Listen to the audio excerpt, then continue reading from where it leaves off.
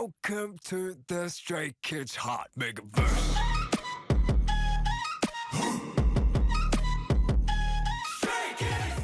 Yo, it's Plushii.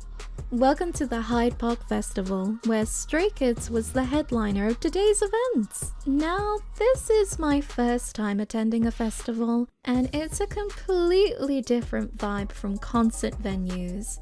We entered the general park and had no idea where to go. So, when in doubt, follow the crowd! By following the crowd, you are greeted to a wall. Behind this wall is the festival venue, and there was a variety of food, merchandise, performances, and most importantly, toilets. Despite the venue being walled off, the area was huge, and by the time I arrived here, I didn't get a chance to explore, as the amount of people waiting for this evening's performance just kept multiplying. It was now or never for a small gal like myself to get a view as supporting acts came onto the stage to entertain the waiting guests. NMIX, Alec Benjamin, and Maisie was the supporting groups I'd seen while waiting, and I thoroughly enjoyed each act.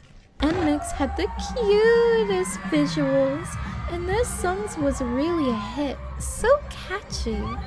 I didn't think Alec Benjamin was on my bingo card for 2024, but he brought back so many memories, and I'll definitely be back to watch him live again. Maisie is an artist I've never heard of, but the girl crush aesthetic was totally working and swooning the crowd over.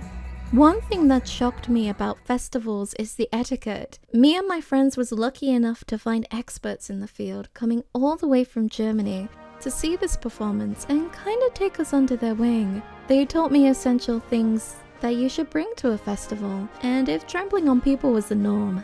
Unfortunately, during Maisie's set, Stray Kids was performing after her, and grown adults was stepping, pushing, and hurting literal children, and others despite saying they can't physically move, and pushing ahead anyway. It got so bad that during Maisie's singing, I couldn't record or hear much of it because of the consistent arguing in the crowd made it so distracting. Shout out to the good people in the crowd that stood up for others' bull honk of an attitude and was understanding of others. Stray Kids would have been proud of you. Holy moly! It's showtime! Stray Kids came onto the stage and Hyde Park went into an uproar. Even though I could only see them through the screen, their visuals and charms are no joke. They owned that stage. The crowd knew every line. Matched with a microphone that still was very quiet, the crowd's chant is the only thing you could hear. The energy was hyped, and everybody was fangirling that day, and I can't blame them. They looked scrum-dibbly-umptious even on the screen. I had to leave halfway through, as I was starting to feel dizzy and had to travel before the drunks took over the roads, in rage of losing the Euro Cup finals that day. This is when we had the best seat in the house. As we was leaving, we had a little bit of time to watch before we go, and realized that not only could you hear Stray Kids singing clearly, but when you look a bit closer, you can actually see them on the stage, even if they look like ants doing a prance. This part was probably the most memorable for me, as having the freedom to boogie down, sing naturally, and spend time with my friends. To hold their hands and dance with them in joy that we are seeing Stray Kids live was a core memory for me.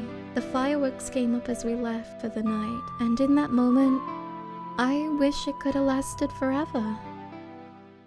Stray Kids is definitely the top dog, and I can see why. Stray Kids were amazing. There's nothing more to say. See you in the next video.